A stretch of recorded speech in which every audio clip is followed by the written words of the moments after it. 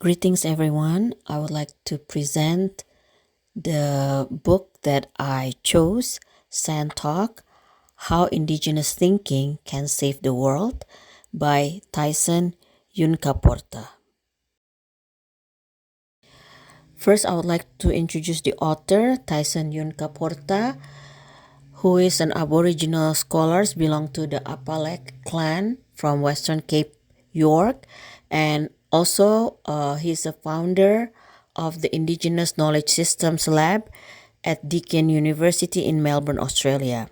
His work focuses on applying Indigenous method of inquiry to resolve complex issues and explore global crises. His research includes oral histories of natural disasters, language, health, and cognition. The reason I selected this book because it bridges Indigenous knowledge with contemporary ecological issues, offering a unique perspective that enriches discussion in hermeneutics, religion, and ecology. It provides an authentic Indigenous viewpoint on ecological and spiritual matters, challenging dominant Western narratives. The author also emphasizes the interconnectedness of ideas, and the use of storytelling in Sand Talk serve a powerful hermeneutical tool. It illustrates how narratives shape understanding and interpretation. This book also highlights the importance of cultural context, and also it's a reflective and philosophical approach that invites deeper inquiry of knowledge, belief system, and interpretation. The author discusses practical application of Indigenous knowledge in contemporary ecological practices.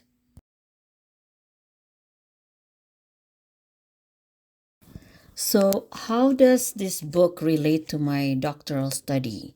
So, first of all, I think the most important thing is decolonizing ecology, which is advocating a shift away from colonial framework that often prioritize in the scientific communities over indigenous knowledge. So this is to emphasize the holistic approach to environmental stewardship.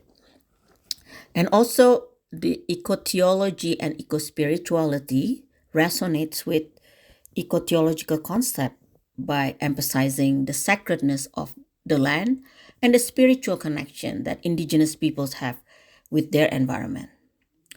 And in Islam and ecology, it connects the Islamic ecological principles.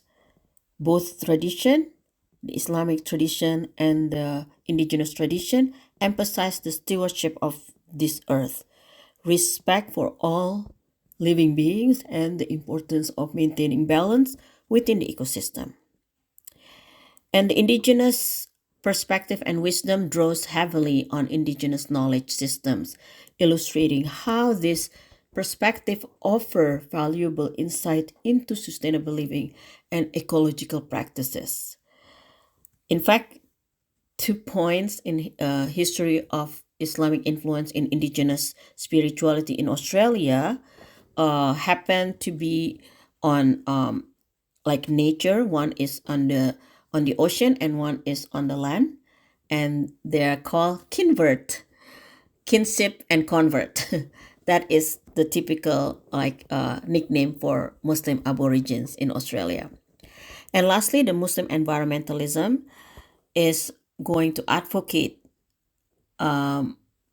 activism seeking to address ecological issue through the lens of Islamic teaching by emphasizing on community responsibility and interconnectedness.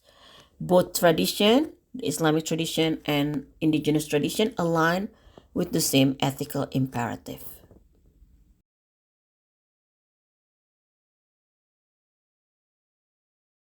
The central argument of Sand Talk is challenging the production of knowledge. Indigenous knowledge is important for addressing today's global issues. The author believes that the holistic views of indigenous cultures provide different solutions to environmental crisis, social injustice, and cultural disconnection. He critiques Western thought, for emphasizing individualism and linear progress, and instead he suggests a relational approach that values community, storytelling, and deep connection to the land. The book calls for recognition of indigenous knowledge and encourages us to learn from these perspectives to inspire meaningful social change. By incorporating indigenous wisdom into modern conversations and practices, we can create a more sustainable and equitable future. The book is structured around the concept of Santok, which is an Aboriginal custom of drawing images to convey knowledge, and is organized into several sections, each exploring themes related to indigenous knowledge, culture, and environmental sustainability.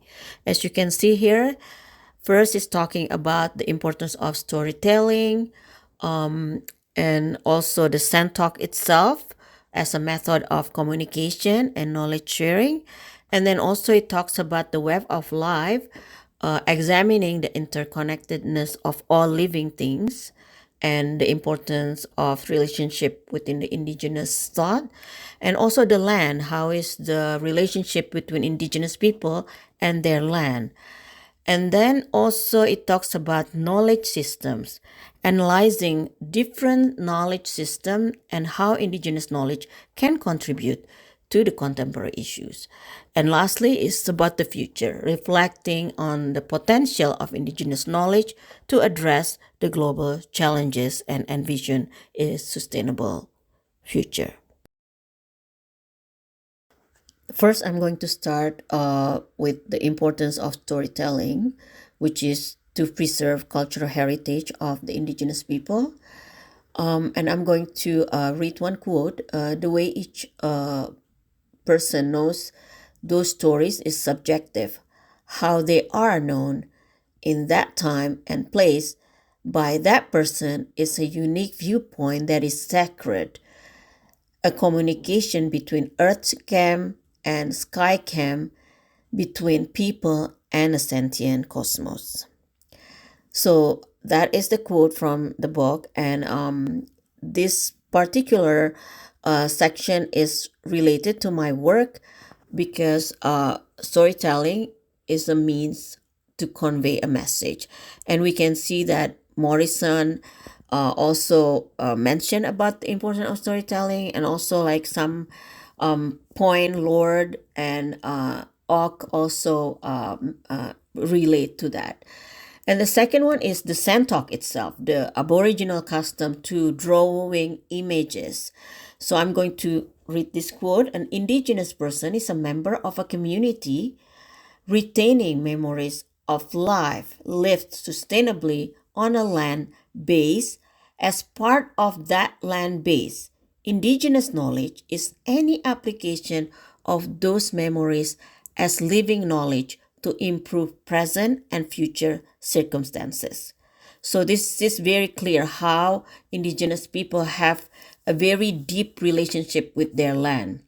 And this is very important for my work because different cultural expression is needed to comprehend the world. And in this case, for the Aboriginal drawing images. And we see like the importance of identity that mentioned by Morrison as well as Yi. Moving on with the web of life, which is a nonlinear pattern or thinking, were subscribed by indigenous community in this particular. And I will read one of the quote from the book. If you can see the relational forces connecting and moving the elements of a system rather than focusing on the elements themselves, you are able to see a pattern outside linear time. So this is very important because Majid mentioned about this to be, out of the box. Selassie also mentioned about this, and also Yi and Segovia at some point also relate about this. This is very important for my work because the dynamic relationship as the earth steward, or in Arabic as Muslim we call it as Khalifa, is very important, and it's nothing is linear in nature. So our next one is the land, which is about belonging and relationship. To understand the crisis of civilization in this way, we first need to define what civilization is from the standpoint of First People's Law. That is the quote from the book, which is again highlighting the connection, the deep rooted connection between indigenous people and their land. And I think Rahib mentioned about this as people from the Palestinian in the diaspora, and also somehow Baldwin also highlighting this to have a sense of agency, and also Ock and Morrison and also Blount, with the border pedagogy, like mentioned about this. So the land is very important for my work because it plays as a vital role in shaping cultural identity, especially for people who live in a very high or critical ecosystem. And now the most important thing, knowledge system, which is the cream of the crop of this book. So this is between oral culture versus print-based culture. So the mastery of indigenous epistemology demands being able to see beyond the object of study, to seek a viewpoint incorporating complex contextual information and group consensus about what is real. So that's a quote from the book. This is how they see that oral culture in the indigenous community is very important, but somehow it's being like not being acknowledged in the academic world, for example. It is very important for my work because interdisciplinary approaches is critical when we are talking about ecology and ecosystem. And somehow Morrison, Cottom, Baldwin talk about this challenging the dominant culture. And Wimbus also with the renegade, and Lord on fighting racism, and also on the Bible and colonization. They all mentioned on the same kind of breath. So moving on, we talk about the future. What are we going to do with the sustainability that indigenous knowledge can contribute as part of the solution? So I'm going to read one of the quote. There are a lot of opportunities for sustainable innovation through dialogue between indigenous and non-indigenous knowledge systems that might help civilization transition into sustainable ways of living. So that's a quote from the book. And then the author is actually suggesting the hybridization, which is like Baldwin actually mentioned in his book at the end of his book, that integration, but also like having an agency, like like he mentioned to his nephew. And Majid and Selassie, as being black and Buddhist, they have this hybrid, life. And also Lord on transformation, decade on learning from the 60s. And this is very important for my work because when we talk about sustainability, we talk about ethical obligation, also intergenerational responsibility. So the hermeneutics and interpretation of the book is understanding knowledge through an indigenous lens and recognizing the importance of context, cultural narratives, and then the dynamic nature of interpretation. Through yarning, which is the practice that has been done by the Aborigine community, and storytelling as their interpretation. And through that, they build up interconnectedness to each other. And then with that, more and more yarning, they have like multiple perspectives, and after a while, then reflective practice is just by nature. And with that, we accumulate the indigenous knowledge. And the author aimed to have an indigenous knowledge center.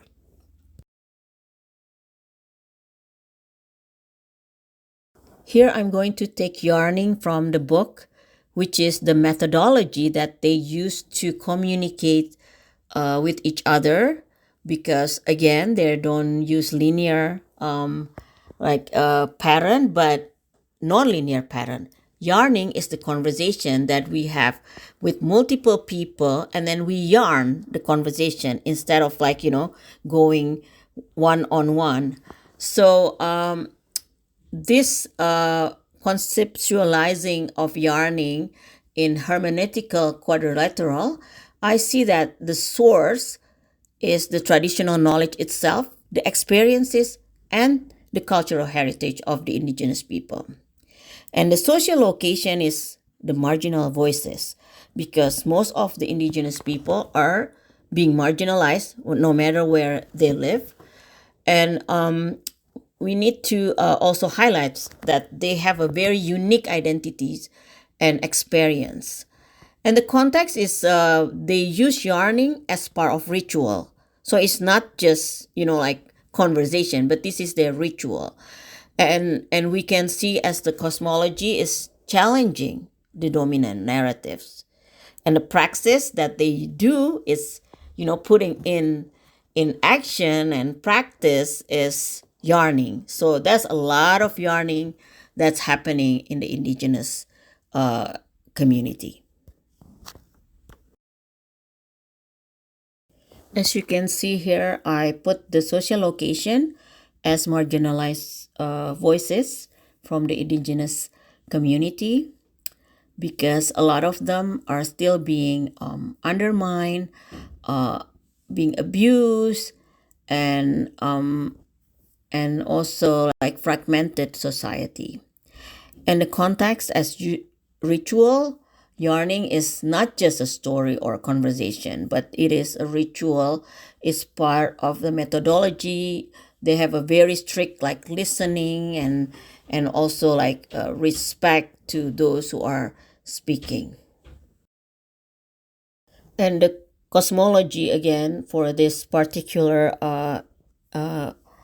interpretation is to challenge the dominant narratives, because even though the first people or the indigenous community has been around for thousands of years, and they know how to take care of things to be sustainable, but then we are always undermining them. So this is needs to be changed.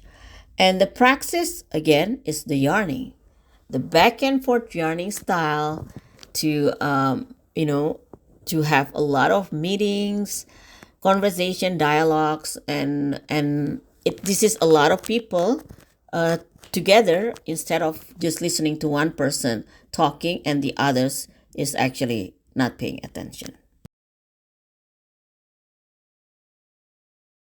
Let me highlight a few things that is important within the indigenous knowledge. For example, time and space. The concept of time and space from an indigenous perspective is different than the with the Western notion. The indigenous understanding of time are often cyclical rather than linear. And also the concept of dream time is central to indigenous cosmology. And space is understood in terms of relationship and connections rather than merely physical distance. And also, land foster deep respect for the environment and emphasize the interconnectedness of all being within a particular space. And indigenous peoples often have intricate knowledge of their territories, which includes understanding the season changes, resources, and spiritual significance of different locations. And also the awareness of time in indigenous culture often involve a focus on the present and the responsibility that comes with it. And most importantly, also the role of language, which emphasize how language shape worldviews, knowledge system, and relationship with the land. And language serve as a vessel for passing down stories, traditions, and knowledge from one generation to the next. The language use reflects the unique perspectives and experiences of indigenous peoples. It shapes how they perceive the world. And language is deeply intertwined with the land and its features. Indigenous language often employ, again, nonlinear narratives, and language fosters community and connection. It is also a tool of resistance against colonial narrative. With that said, it reminds me of the reading that we did this term, Turning Towards Myself by Selassie, which she talks about the how Buddhism is being practiced differently in the West than the original practice. So she practices mindfulness and like looking inside her, like doing it on her own, which is for me it's a bit like cultural appropriation, perhaps, because the original tradition is to do it as a communal, to care for each other rather than doing it individually, and somehow we feel like we are doing a good thing because we are practicing mindfulness, but it should be like as a group. So because in many parts of the world, like the as she mentioned in her book, European colonization superimposed a Western Christian model of religion onto different beliefs, and somehow make it as a uniformity. So I think this is what happened to Selassie also. She's struggling with that. And I put here the book by Ibrahim Abdul Matin, the late Ibrahim Abdul Matin, about greening what Islam teaches about protecting the planet, where he calls for everyone, Muslim or non, to work together to protect our planet, the home that we share together. So instead of like doing individual practice, we want to do it together. The value to my discipline on religion and ecology, it contributes to the discourse on environmental ethics as part of religion and ecology by engaging indigenous perspective, which are often marginalized in the academic discussion. And the book also advocates for the recognition and respect of indigenous knowledge systems, which is crucial in the contemporary discussion about land rights and environmental justice. And also the holistic principles that outline the book, which can serve as a framework for developing sustainable practices that resonates with both indigenous and Islamic traditions. And the pedagogical value to my doctoral pursuit, the book prioritizes hands-on experiential learning and storytelling as an important aspect of knowledge sharing. Also, the book encourages critical thinking about how different knowledge systems interpret ecological relationships and responsibility. And also, it raises important ethical questions about our relationship with the environment and each other, which can foster discussion on environmental ethics within the religious studies. And the book emphasizes on interconnectedness that can develop a holistic understanding of ecology while integrating spiritual, cultural, and environmental dimensions. Here I'm attempted to create an Islamic eco-theological model by taking the critical thinking as the source and context, while indigenous cultures of the land as the social location and cosmology. With that, we can come out with the praxis of ecosystem services by creating Harim and Hima zones and also Waqf based forests. Those are taken from the Islamic tradition on caring for the environment.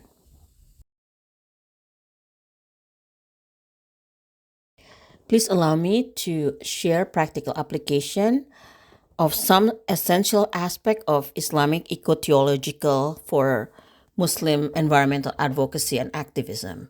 So, like first, it's like deeply rooted in Tawhid, which is the oneness of God, and then staying in Fitra, which is the natural state of human being, and then be the Khalifa, which is taking responsibility as stewards of this earth, and honor the Amana, which is a trust given by God to take care of this environment, this earth. And then lastly is maintaining the Mizan, which is keeping the balance and not going across the limit.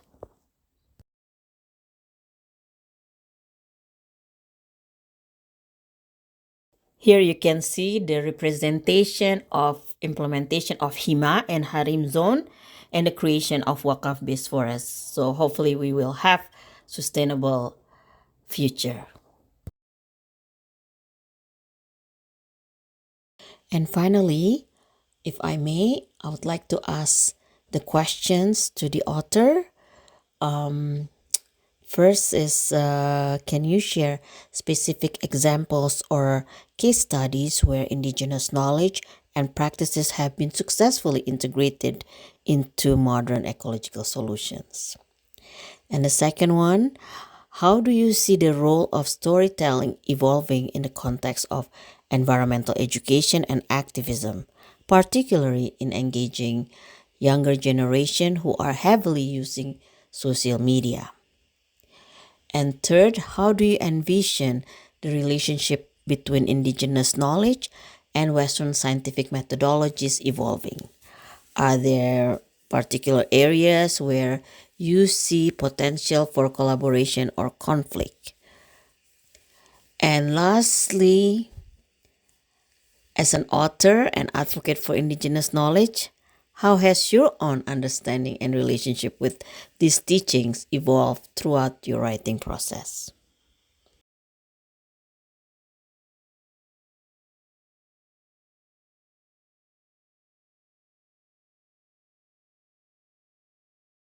That's it. Thank you so much for your attention.